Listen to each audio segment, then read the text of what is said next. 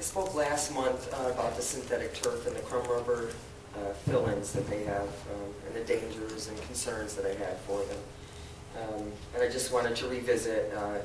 There was two topics pertaining a lot, Frank had just mentioned a couple things, pertaining to the crumb rubber infill synthetic fields that were discussed last month at the City Council meeting, in which there was a brief discussion of checking into other options and further testing on the crumb rubber infill.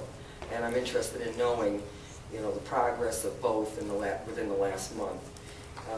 I would also like to recommend to you, with open minds, that you check the Environmental Health e-journal, where they cover the topic extensively. You can look it up online and read the report yourself. And this is what happens when you have an unbiased, non-industry study that's performed.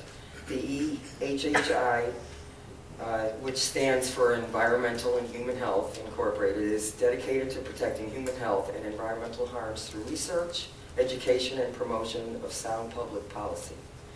They released in the journal the study and research conducted by the Yale School of Forestry and Environmental Health, a very reputable organization, institution. In that study, it found 96 chemicals in 14 samples that were analyzed.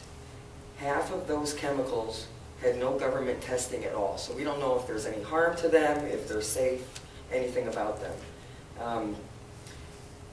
But some of the government testing was done, and some of the samples, there were 11 carcinogens found. 11. Not one, not two, 11. And there were 20 irritants found. And this is a study conducted by Yale. And you can't possibly expect results like this that would come from testing research, for in-house. Anybody involved in the industry will not tell you. It'd be like asking a Dunkin' Donuts executive who has the best coffee. They're always going to go with their product. They're never going to deter from that.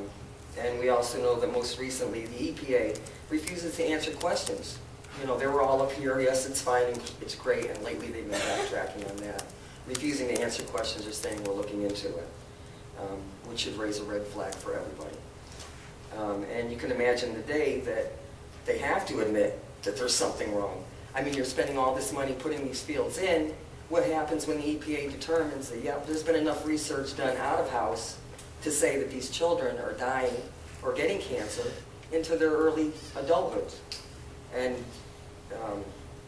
the cost of putting the fields in, then what do? You have to tear them up, more money. You have to put in new fields, more money. And then what happens with lawsuits, I don't want to think about it, they'll be phenomenal. I mean, staggering, because the list grows. It's not just a couple of children anymore, or a couple of young adults. It's into the hundreds now. So just food for thought, and just hoping that for the simple fact that somebody had a really good sales pitch when they were saying, let's use this tire infill, so we can do something with these tires that are laying around that we can't use in any other form. Just really would like you to have open minds, look into the subject, read up on it, see both sides of the subject, not just the one. Thank you.